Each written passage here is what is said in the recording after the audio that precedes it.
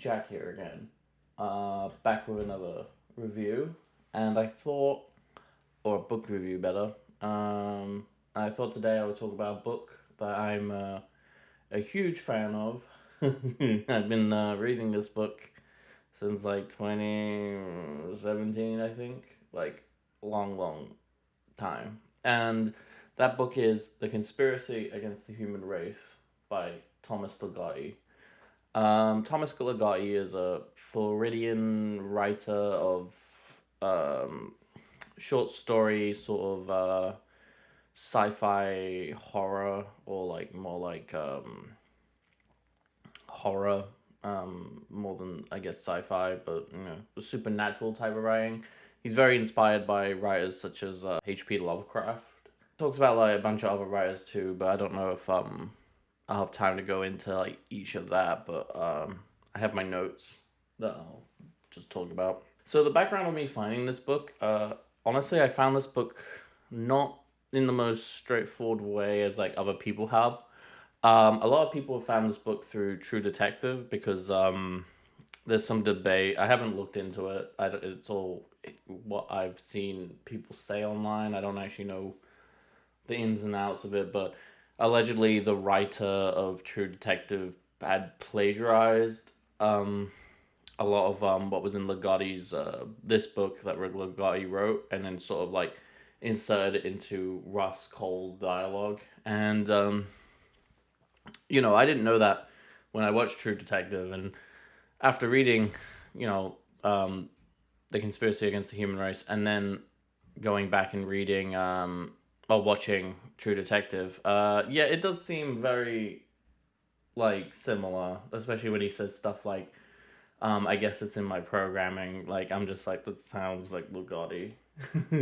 That's like, that phrasing is like so like, because he says like within his book, he does say a lot of things that like are very particular to the way he speaks. But it's all hearsay. I think I read like vaguely a Wikipedia article about like his thoughts on it, but like nothing been verified. So we don't know, and it's okay not to know. Like, I don't know if he plagiarized or not. I'm not gonna go down that rabbit hole. I just want to talk about this book. But I did not find it through True Detective. I found this book because I was becoming a fan long time ago. A fan of a guy called another YouTuber who reviews books and has inspired this channel. Better Than Food. Um, and I always try to check out his videos, just see if there's anything we both read, or if I need a new book to read, because he seems like very in my niche of type of books I read. So everyone, if you aren't familiar with him, you probably are if you're watching my channel. I'm like, basically ripping off his style. Like, I would say, like, just go and read what he's not read. I mean, watch his channel, because he's a great YouTuber. He's very makes a lot of videos. Anyway, about this book. This book is, I will just off the bat, without even reading my notes, I always pitch this book to people as the most depressing book ever written. This book will ruin your life. If you read this book and truly take in and believe what Ligotti is saying, it's like you've drunken from the forbidden well, and you can't unsee what you've seen now. Either you can cope with that, or you can't. Like, this is a pleasure to read because of just how awful it makes me feel. And I love books that make you feel things. Like, I love movies that make you feel things. I love music that makes you feel things, even if they're not positive emotions. And this book makes me feel terrible. But then it also makes me feel weirdly vindicated, because I feel like I was always a pessimist growing up. So, like, even when I was a kid, I was very pessimistic about, like, I was always unsatisfied with, like, a lot of the answers that people give you on like what life is, and I always found it to be like, how come it's always this way, and like, how come you can't think of it that way? And no one really justifies why they think the way they do. They just repeat what they've already been told, and then like blindly believe it.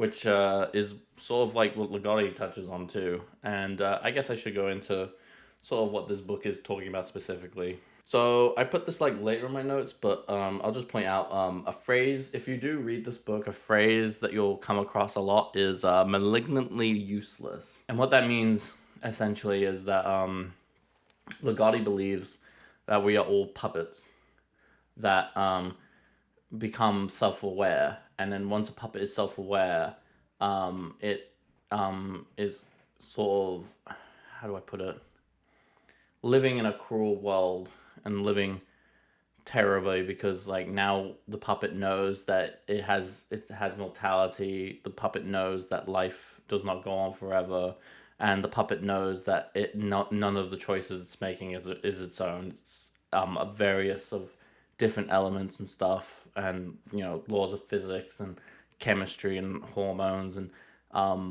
culture. Everything is like culminating together to keep this puppet in a certain way, and you realize once realize you are the puppet, like nothing you have ever done in your life has been your choice. It's just you're malignantly useless.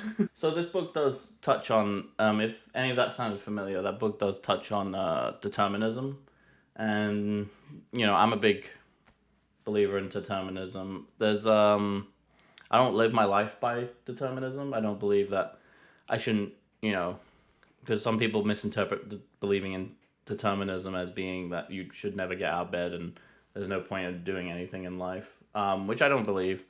I still like, making decisions and doing, my day-to-day in life and enjoying life, but I'm just under the belief that I'm not really making those choices, that there's various other factors that have led me up to that.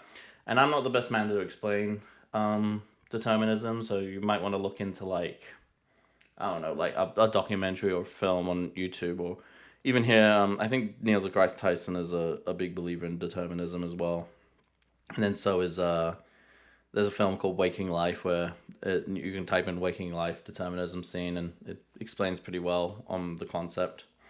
But back to the book after explaining malignantly useless. But near the start of the book, Ligotti talks about like how we, when we were at the early stages of humanity, at the Homo erectus sort of stage, or Homo sapien, and Homo sapien. I think I'm muddling up my sapiens. But when we were at the early stage, the most primitive stage of human nature, there was a point where we would see a body stop moving and then try and move it, like a fellow tribesman, I guess, of our tribe, and then like see they're not moving anymore, and then like we eventually came to the conclusion that they are dead and that life ended for them. And then we realized that like life will end for us one day, and then we became self-aware of the idea that we will not live forever. And Ligotti sort of writes in his book that was the day that humanity went on its downfall in terms of being able to enjoy life. Once we realized that we became more self-aware of who we are, and became aware of the self, that was the downfall, which is kind of depressing. And he sort of justifies himself by pointing out that an animal in a zoo does not know they're really in a zoo. They don't know. They just know what is immediately in front of them. But human beings know that they're on an earth. We know we are trapped in our little worlds, and there's not much we can do to get out of it. And he says that's like the most cruelest thing. He also says there's not a lot of rights that we have as a species. There's only like some real inherent rights, which is we have the right in this life is the right to die. No other rights are inherently true for everyone. The only guarantee is to survive one's own person, to reproduce a body similar to us, and then perish. So it is our nature to carry on our species, but it's not necessarily like there's any other right we deserve. We're just more like a germ that reproduces and multiplies, and that's what our job and our purpose is, just to to survive. Then Ligotti talks about we set up new goals. As human beings, we set up goals for ourselves, and then once we reach that goal, we set another goal, and we believe we're going to be doing this forever. But the reality is that like we're probably going to die midway a new goal we've set ourselves. There is no end to the life goals. It is just we keep setting a new one, and then we think we have time to finish it. But the reality is you could die any day, and whatever goal you were reaching at, it would have been for nothing, even in old age and stuff, or even if you're young. Is sort of like something he also talks about. And then he talks about sort of like self-help books, I think is what he was getting at. I might be wrong, but he was sort of talking about these books that talk about like how to live life and stuff. And he touches on that like we don't read these books to actually learn how to live life. It's more just a confirmation, or like we need permission to live life. And then like we read these books looking for permission, but the Ligotti is sort of like, because he's obviously a pessimist, he believes that there is no real permission, and it's just sort of telling yourself stories on why you shouldn't end your life, which is pretty depressing, but you know. And then Ligotti talks about like the idea of bringing life into this world, and he says he finds the idea of bringing a child into this world to be inherently cruel, and because of how thoughtless it is, which there's a point to that, because most people that bring life into this world, I don't think they really sat down and were like, I want a baby. It's like most of the time, most people you meet and most children, everyone's an accident, which there's nothing wrong with, but it's your parents did not put much thought into your existence. They did not consider all factors when bringing you into this life, and it goes the same for mine, but like, it's not that I'm ungrateful to be alive, it's just, it's you have to ask yourself like how much thought was put into your creation, and then you have to deal with life itself, because the world's scary and you were brought into it with little thought in mind. And then he also kind of like, Ligotti also touches on that like we will never come to a point as a species where we agree we've had enough children, and that there's enough children to keep the world going. We keep just very thoughtlessly just bringing more and more life in without really thinking about why we're doing it. And then he sort of touches at one point, he says that you know, I guess this is more for people that are rejecting his pessimistic point of view, where he says like, how come we talk about things like you know, why life is all right without very much scientific research to verify that life is all right. He puts it as life is all right. Like the average person would say life is all right, and that life is worth being all right over. But with Ligotti, he says that like there's not really anything in nature that says life is all right, and there's no study, there's no test you can do to verify that life is all right. It's all sort of a subjective opinion. So like, how come we praise the positive but we don't acknowledge the negative of anything? Like pessimism is seen as like a void and not something to take seriously, but then like positive thinking and outlook is put to the top of ideas that are accepted. And yeah, I kind of agree with him there, because it's like we have to like take both into account, because I think the pessimism is just as valid as, you know, optimism, but it's the truth is neither answer is right. It's all how none of it's true. Like optimism, it's just like wisdom that we've like made up in our heads, and then pessimism is, you know, maybe you might say it's true, but like, you know, it's equally just as like out there and just in our heads as to how the world works. And one of my favorite lines that Ligotti says is that we tell ourselves that we plan for the worst and hope for the best, but then Ligotti notes that we hope for the best, and then we believe or lie to ourselves that we have a very good chance that we will succeed because it's us. Which is kind of true. Like we do kind of just hope for the best always. We don't really plan for the worst, and when we do say we're planning for the worst, we do secretly think we're gonna succeed nonetheless. Very funny line, and I love that. And then he sort of touches on heaven, and he says like heaven would be full of, he doesn't like the idea of heaven because heaven would be full of hedonistic people that, a lot of like, oh, I was right, and it would be kind of a nightmare and just as bad as hell. And then he sort of touches on, I guess we're coming closer and closer to this idea because of sort of where AI is going. He talks about the idea of transhumanism, which is to carry on living but through, automated computer assistance. But I don't know if I'm maybe misexplaining it, but it's worth looking up transhumanism. And he sort of talks about this as like the group of people that like transhumanism as being a group of people who think life is so alright that it's worth being alright forever. And but he sort of criticizes this as saying is like, if life is so good, then why do you need to enjoy it forever? Surely, like, if it's good, then you should be able to just enjoy it while you are here. But transhumanism might be also the idea. The people who that like buy into it, they might actually be not that satisfied with life, and like the fact that it ends means that they haven't had time to do all the things they want to do, or they are hoping that life gets better, and that like, if they get to live forever, maybe they have more of a chance of where they want to be in life.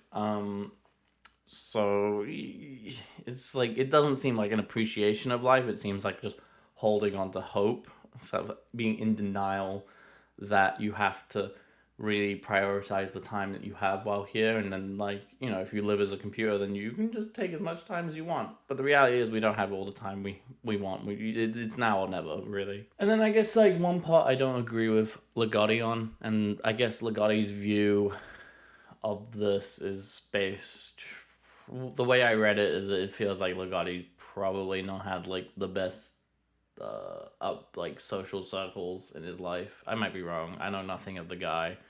If what I'm saying is wrong, then he should be offended, because like I'm just basing it like off the writing itself. If I'm misinterpreting it, like, I'm sorry.